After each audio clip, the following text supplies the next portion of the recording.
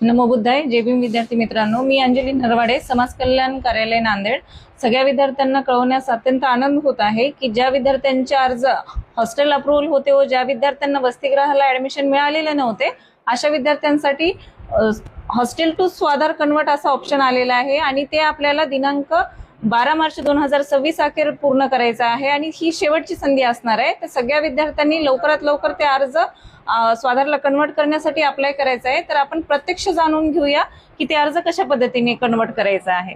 सर्वप्रथम आपण Google Chrome वरती गेल्यानंतर HIMS MAHAIT या वेबसाईट वरती जायचंय आणि इथे गेल्यानंतर आपलं log in user ID password टाकून लॉग इन करायचं आहे. लॉग इन केल्याच्या नंतर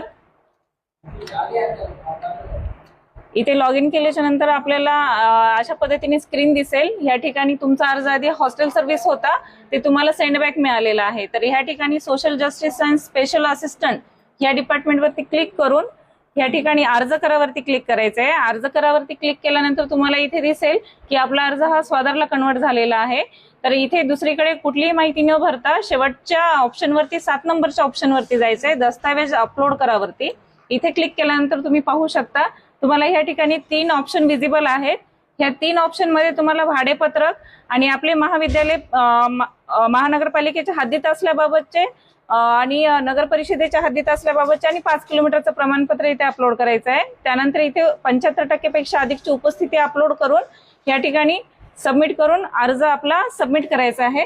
तर अशा पद्धतीने सर्व विद्यार्थ्यांनी आपला अर्ज लवकरात लवकर भरावा, कारण शेवटची तारीख ही 12 मार्च आहे. त्यामुळे वेळ न घालवता आजच खाली दिलेल्या कॅप्शन वरती क्लिक करून आपला अर्ज स्वाधारसाठी भरावा. धन्यवाद.